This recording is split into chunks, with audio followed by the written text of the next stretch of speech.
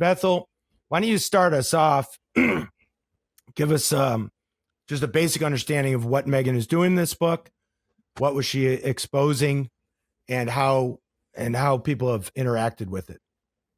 Yeah, so Megan is trying to do something very ambitious in this book, which is she's covering a very, very broad range of very hot political topics. You name it, it's in here. Immigration, Me Too, COVID, race, LGBT, all of these things.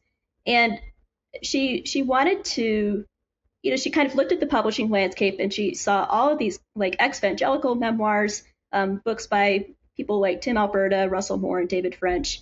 They're going after the right wing of evangelicalism and talking about how, there's all this compromise and people selling out and whatnot.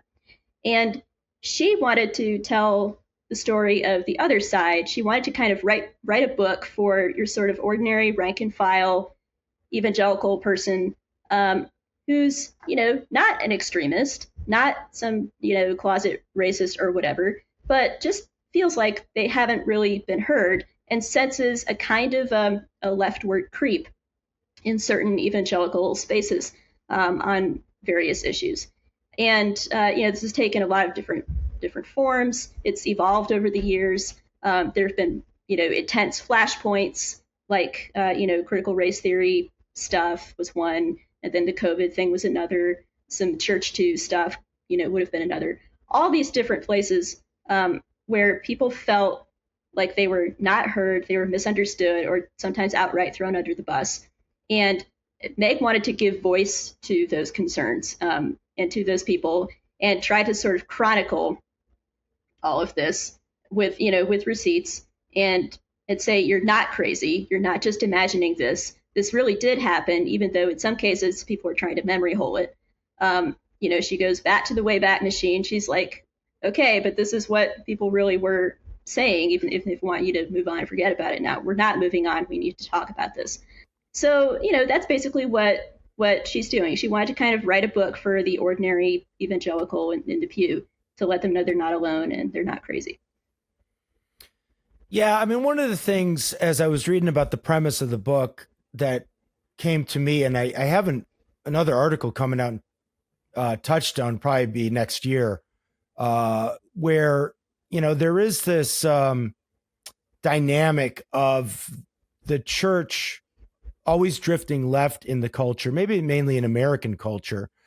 And that drift sort of coming in through sort of a top-down process. Because you mentioned like the ordinary evangelical, the man and woman in the pew, but a lot of the church does shift over time through, and this was something I noticed in Richard Niebuhr's classic 1951 book, Christ and Culture, where he makes this point about how, heterodoxy or heteropraxy often comes through the cultural elite, right? Mm-hmm. It doesn't start at the bottom, and then work its way up to the church. Yep. It starts at the top with the movers and the shakers and the power brokers in culture, the Christian power brokers who are sort of sidling up to the movers and shakers in culture and sort of operating in those circles, right? And then they message to the church more broadly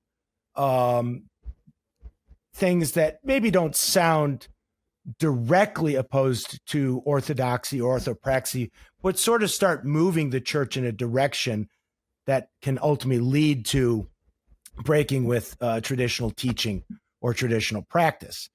And so to me, it seemed like the premise of Megan's book was spot on. It's been something that has been, I think, pointed out before in the history of the American church.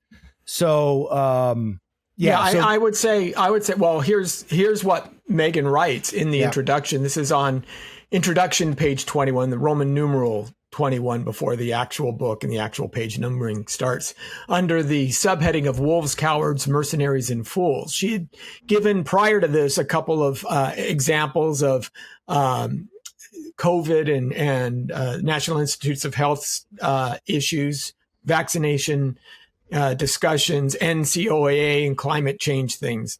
And then she writes, the question is, why have so many well-known evangelical institutions and leaders in recent years started promoting causes that have no plain reading of Scripture would demand, like lobbying for fossil fuel regulations or dismantling white privilege, while issues that unequivocally call for Christian clarity find them silent and stymied.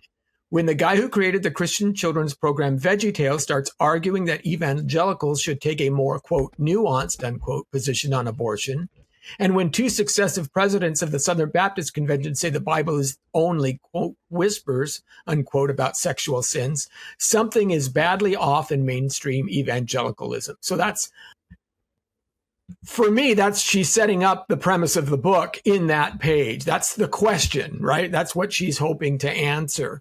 And then in a couple of pages later, she says, quote, even where Christians agree on principle, reason and conviction can lead to different views regarding solutions. But these issues aren't being argued in good faith. They're being smuggled in through shallow religious manipulation and a demand for consensus that Scripture does not require. So that, in a nutshell, is what she's trying to accomplish. And this is, like I said, from the book itself. So that's, I think, pretty clear where she's going with the book, not only what the purpose of the project is, but what the tone and the tenor of the project is as well. Right. And there's an important bit of that where she says, we would like to be able to disagree in good faith. Like, so, okay, maybe you have a different idea about economics or the environment or something. You know, I'm very firmly on the right when it comes to those things. But, you know, I acknowledge that there are sincere Christians who have a different view than me. As long as we could come together on life or something, I'm okay with that. But the problem comes when people on the other side start telling us, no, you have to toe the leftist line on these things, or else you're not a sincere Christian. Right. Yeah. And a lot of people get this wrong about Meg. They'll say, oh, Meg is trying to impose a political purity test on the church. She's trying to insist that if you're not with her in every little thing, then you must be a whatever. And it's like, no, it's the opposite. She's trying to point out that it's the left that's imposing the purity tests. That's what she's exposing in the book.